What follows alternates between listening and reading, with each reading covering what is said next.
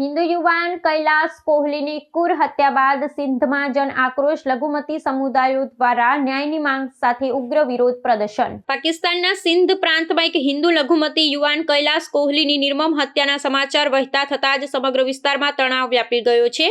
આરોપ છે કે સ્થાનિક સામંતશાહી નેતા સરફરાઝ નિઝામાણી દ્વારા આ અત્યંત ક્રૂર હત્યાને અંજામ આપવામાં આવ્યો છે। આ ઘટનાના વિરોધમાં સિંધના વિવિધ શહેરોમાં હજારોની સંખ્યામાં હિન્દુ સમુદાય અને માનવાધિકાર કાર્યકર્તા રસ્તા પર ઉતરી આવ્યા છે અને પાકિસ્તાન સરકાર વિરુદ્ધ સૂત્રોચ્ચાર કરી રહ્યા છે। લઘુમતી જૂથો અને પીડિત પરિવારોનો આક્ષેપ છે કે પ્રભાવશાળી રાજકીય વર્ગ ધરાવતા હોવાને કારણે પોલીસે આરોપી સરફરાઝ નિઝામાણીની ધરપકડ કરવામાં ઠાગાઠૈયા કરી રહી છે।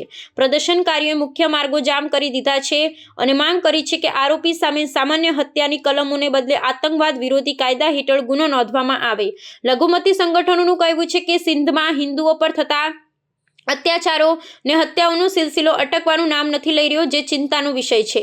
સોશિયલ મીડિયા પર પણ આ ઘટનાને લઈને ભારે રોષ જોવા મળી રહ્યો છે। જસ્ટિસ ફોર કૈલાશ કોહલી જેવા હેશટેગ સાથે લોકો પાકિસ્તાન સરકાર પાસે સુરક્ષાની ખાતરી માંગી રહ્યા છે। પ્રદર્શનકારીઓએ ચેતવણી આપી છે, જો મુખ્ય આરોપીની તાત્કાલિક ધરપકડ કરવામાં નહીં આવે અને લઘુમતીઓને રક્ષણ આપવા માટે કડક પગલાં નહીં લેવાય તો આંદોલન સમગ્ર દેશમાં ફેલાવવામાં આવશે। આંતરરાષ્ટ્રીય માનવાધિકાર સંસ્થાઓએ પણ પાકિસ્તાનમાં લઘુમતીઓની સુરક્ષા મામલે ફરી એકવાર ગંભીર સવાલ ઉઠાવ્યા છે।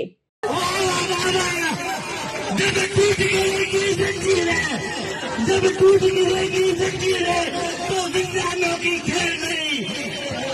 जब टूट गिरेगी जंजीरें तो जिंदानों की खैर नहीं। जब दरिया झूम के उठते हैं तो तैकों से न डाले जाएंगे। तो अब ये घेरा मंजिल पे ही डाला जाएगा। दोस्तों